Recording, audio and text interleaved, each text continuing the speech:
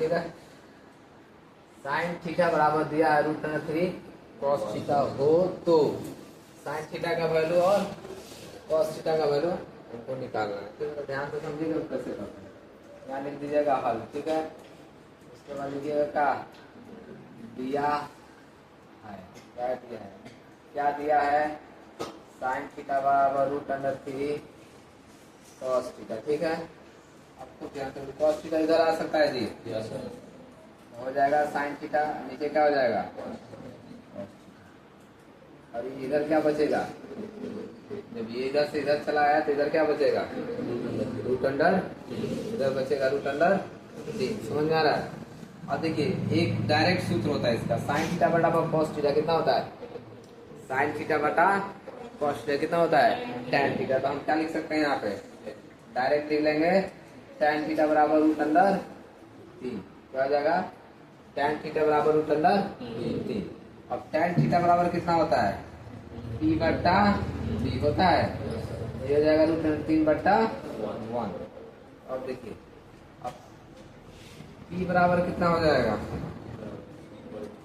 p बराबर कितना हो जाएगा, √3 हो जाएगा, कितना हो जाएगा, √3। ठीक है, और b बराबर कितना हो जाएगा, 1। कितना हो जाएगा, हम h निकाल सकते हैं क्या, h का सूत्र होता है √3² प्लस b²। ये h हो गया, यहाँ p का वैल्यू √3 रखेंगे, इसका स्क्वायर हो जाएगा प्लस 1²। h बराबर हो जाएगा आपका, स्क्वायर से रूट कटेगा, ये 3 और प्लस 1 कितना हो जाएगा, √4 का कितना निकलेगा, वर्गमूल। h कितना आ गया हमारा, 2। कितना आ गया h, 2। हमको निकालना क्या है, साइन थीटा। साइन थीटा बराबर कितना होता है, p/h होता है। तो p का वैल्यू देखेंगे कितना है, √3, h का वैल्यू 2। फिर दूसरा क्या निकालना है, कॉस थीटा, इसका हो जाएगा b/h। तो b का वैल्यू कितना होगा, b का वैल्यू यहाँ से ले लिखेंगे 1, h का वैल्यू कितना हो जाएगा, ये बन गया। बहुत आसान है, बस थोड़ा सा समझना है, नहीं समझिएगा दिमाग जब तक इस्तेमाल नहीं कीजिए। तो देखिए दे दिया है कॉसेक थीटा बराबर √10 हो तो अन्य त्रिकोणमितीय अनुपात ज्ञात करेगा। त्रिकोणमितीय अनुपात कितने होते हैं, 6 होते हैं।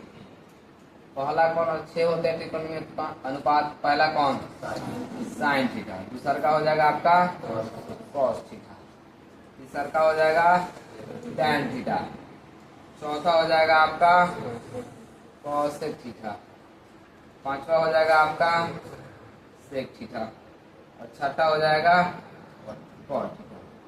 ये त्रिकोणमितीय अनुपात कितने होते हैं, 6 होते हैं। 6 में से किसी एक का वैल्यू दे सकता है, किसी एक का वैल्यू देगा और कहेगा बाकी जो बचे 5 उनका वैल्यू निकालिए, बाकी जो बचे 5 उनका वैल्यू निकालिए।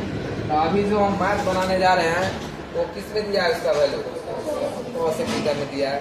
अब बाकी इन 5 में हम लोग खुद सॉल्व करके क्या करेंगे, निकालेंगे। चलिए अब क्वेश्चन की तरफ हम बढ़ते हैं, ध्यान से समझिएगा। तो यहाँ लिखेंगे हल, लिखेंगे दिया है, उसके बाद क्या हो जाएगा, कॉसेक थीटा बराबर √10।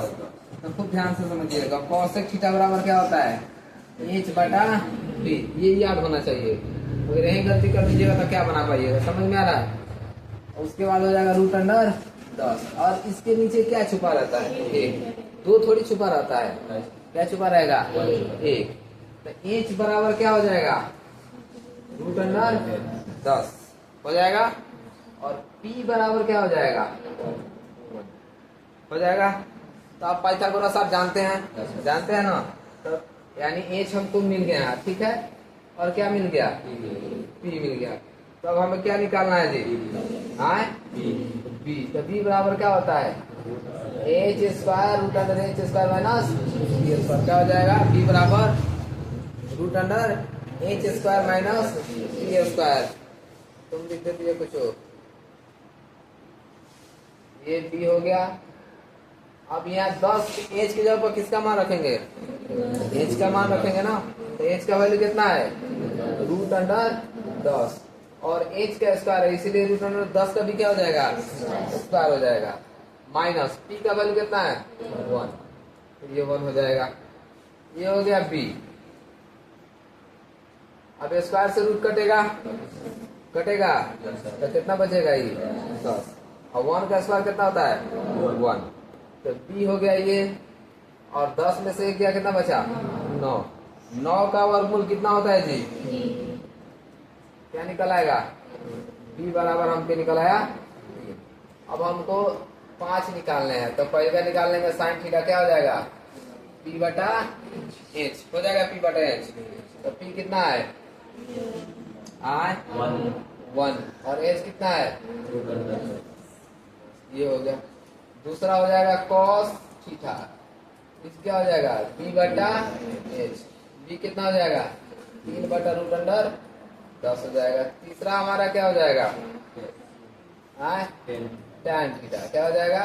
Tan theta. ये तो क्या होता है? पी बटा बी, 1 बटा रूट अंडर बोले 1 बटा 3 हो जाएगा। चौथा तो दिया है कॉसेक, हम यहाँ इसको अगला ले लेंगे, क्या हो जाएगा? Sec theta. एच बटा क्या हो जाता है? बी रूट अंडर, बी का वैल्यू कितना है? 5वां देखिए हो जाएगा कॉट थीटा। कॉट थीटा बराबर कितना हो जाएगा? बी बटा बी। बी कितना है इसका? 3 है। ई कितना है? 1। समझ में आया?